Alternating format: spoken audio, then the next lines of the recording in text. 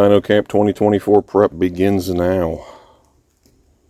Man, this thing's crusty as fuck. Pulling a sled? Maybe. Well, project pulling hitch is kind of escalated here, guys. Cleaned it all up. Got all the rust off of it, all the surface rust and shit. And as you guys can see, I chose the only color that I apparently have in Rust-Oleum right now.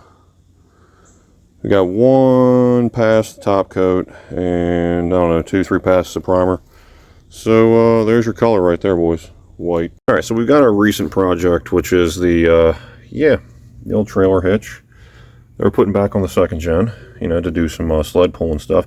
And I could have just cut this off. I just could have let it go. I could have just killed this and just painted over it, and it would look real nice. But I couldn't do that.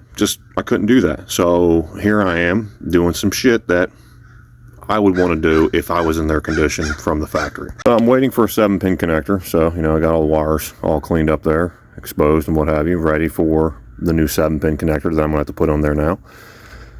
And yeah, that's right. Got amp seal connectors, new pins, everything. Because, you know, fuck it. If I'm going to have to diagnose it, well, I might as well use shit that I use every day. And why stop there when, you know, you got to do the harness side?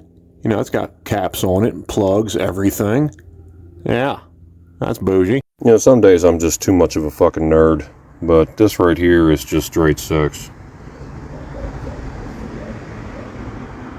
Straight sex right there.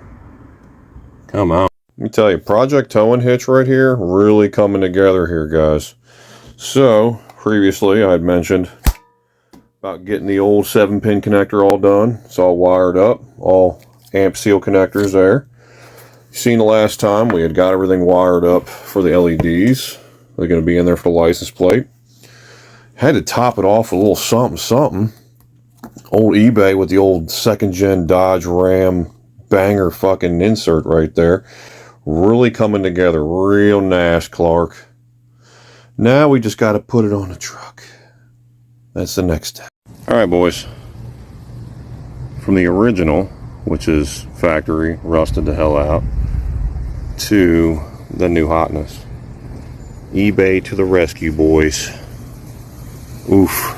Some assembly required. Alright, now if you're doing this and let's say your old bumper, you don't have it, or you can't find instructions online, let me tell you, there's nothing out there.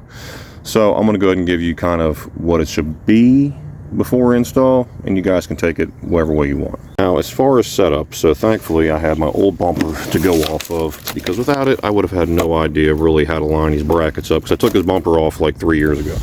So all the brackets, nothing is labeled. You just kind of have to feel it, or you have to look, and hopefully you find a resource online.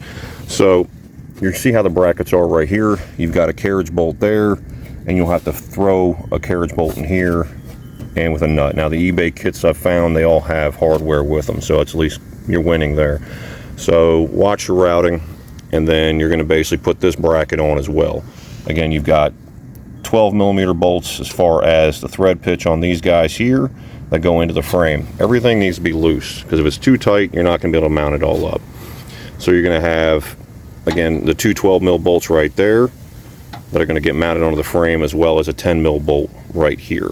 So basically you're going to mount that all onto the frame and tighten it all up. But again, you want to keep this as loose as possible, because you're going to have to re-angle and readjust the bumper when it comes down to install.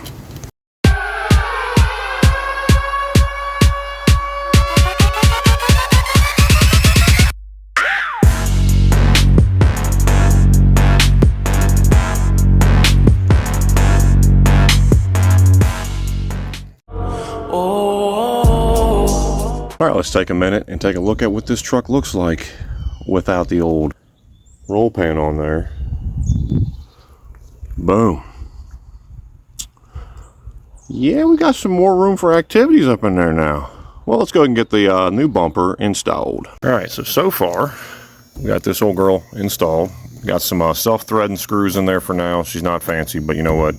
It'll work. It'll hold. I'll re-change that later down the road.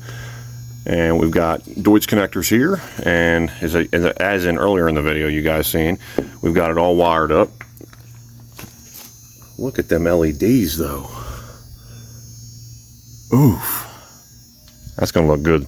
All right, boys, moment of truth. Didn't want to bore you with a time lapse on installing this because, again, I'm doing this myself and I don't want to show you how bad of a struggle bus it can be. So take a look at the new bumper.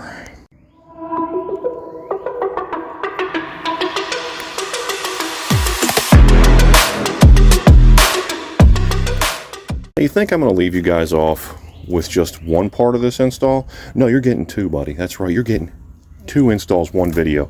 We're going to go ahead and finish up the rear end on this truck, and we're going to go ahead and see what the complete finish is, and hopefully this thing looks fairly stockish, you know what I'm saying?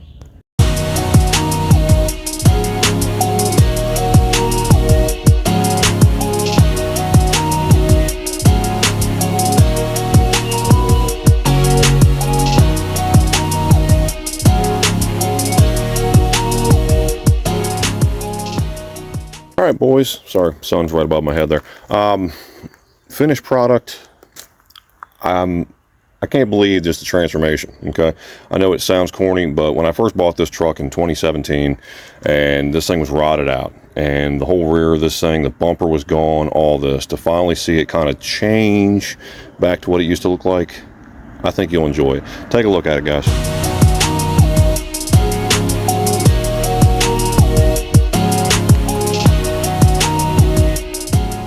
I'm going to probably change this, especially when I get down to pulling, but for the time being, Cat 11 9 bolts will secure this old girl in place.